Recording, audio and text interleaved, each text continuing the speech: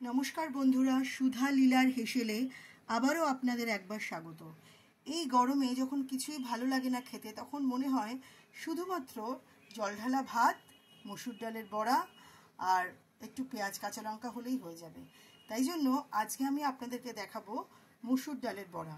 তো এখানে আমি মসুর ডাল প্রায় 8 কৌটো মতো ভিজিয়ে রেখেছিলাম। ভিজিয়ে সকালবেলা উঠে, এটা রাত্রে না ভেজালেও হবে, কারণ মসুর ডাল খুব তাড়াতাড়ি ভিজে যায়। তো আমি এটা রাত্রেবেলায় ভিজিয়ে রেখেছিলাম আর সকালবেলা উঠে পরিষ্কার করে বেশ কয়েকবার ধুয়ে নিলাম। এবার এটাকে মিক্সিতে আমি বেটে নেব। আমি মিক্সিতে এটা দিয়ে দিলাম, ডালটা দিয়ে দিলাম।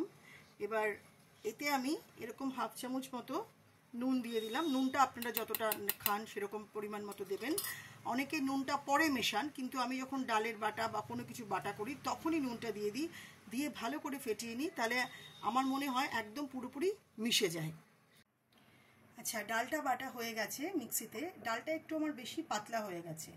এবার ধরুন যদি ডালটা একটু বেশি পাতলা হয়ে যায়, তখন এখানে একটু বেসন মিশিয়ে নেবেন। আর যদি একটু কুরকুরে খেতে চান, মুচমুচে, তাহলে চালের গুঁড়ো নিতে হবে। আমি এখানটাতে যতটা পরিমাণ ডাল নিয়েছিলাম 8 কৌটো মতো, সেই জন্য আমি চালের গুঁড়ো আর বেসনটা নিতাম, কিন্তু একটু বেশি নিতে হলো যেহেতু আমার ডালটা পাতলা হয়ে গেছে।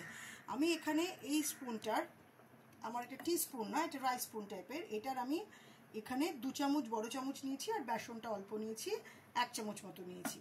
এবারে তার সাথে নিয়েছি আমি পেঁয়াজ কুচোনো আর কাঁচা লঙ্কা কুচোনো। যদি আপনারা বিকেলে চা বা কফির সাথে এই ডালের বড়া খেতে চান, তাহলে একটু জোয়ান দিয়ে নেবেন, কিন্তু যেহেতু আমি ভাতের সাথে খাবো সেই জন্য আমি জোয়ানটা দিলাম না। এবার এই বেসন, চালের গুঁড়ো, পেঁয়াজ আর কাঁচা লঙ্কা এই ডালের বাটাটার সাথে মিশিয়ে নেব। দেখুন, চালের গুঁড়ো আর বেসনটা মেশানোর পর ময়দা কিন্তু দেবেন না, তাহলে স্বাদ একদম অন্যরকম হবে। বেসন তো এমনিও মেশাবেন, তাহলে একটু কুড়মুড়ে হয়। আর তখন আমি অল্প চালের গুঁড়ো দিতাম যদি পাতলা না হতো, আর যেহেতু আমার এটা পাতলা হয়ে গেছে বলে আমাকে পরিমাণটা একটু বেশি দিতে হলো। বা যেই মিশিয়ে দিলাম তখন কনসিস্টেন্সি মানে ঘনত্বটা এরকম হবে, একটু গাঢ় হবে। এবারে আর কি ছাঁকা তেলে দিয়ে দিয়ে ভেজে নিতে হবে। এতে সর্ষের তেল দিয়েছি, আপনারা চাইলে সেটা সাদা তেলেও করতে পারেন। এবারে এরকম ছোট ছোট করে এক একটা এরকম ছোট্ট ছোট্ট করে নিয়ে এরকমভাবে ছেড়ে দিতে হবে। আঁচটা কম রাখবেন, তাহলে পুরোটা ভাজা হবে। বড়া খুব বড় হলে খেতে ভালো লাগে না, ওই জন্য একটু ছোট ছোট করে নিয়ে করে নেবেন। এরকমভাবে সব কটা বড়া আমি ধীরে ধীরে ভেজে নেব।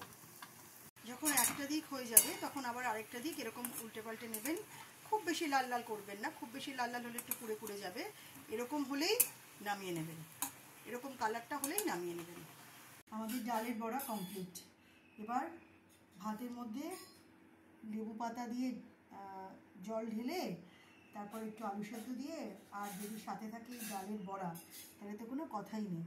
তবে এটাকে আপনারা একটু জোয়ান দিয়ে নিতে পারেন। ওই ব্যাটারটা যখন তৈরি করবেন, তাহলে কী হবে, বিকেলবেলা ধরুন যদি চা বা কফি খাবেন, তখন তার সাথে যদি একটুখানি ব্যাটার জোয়ান দেওয়া থাকে, তাহলে কিন্তু ভীষণ ভালো লাগবে খেতে। কেমন লাগছে আমার ভিডিওটা জানাবেন। আবার আপনাদের জন্য খুব কষ্ট করেও কিন্তু ভিডিও করছি।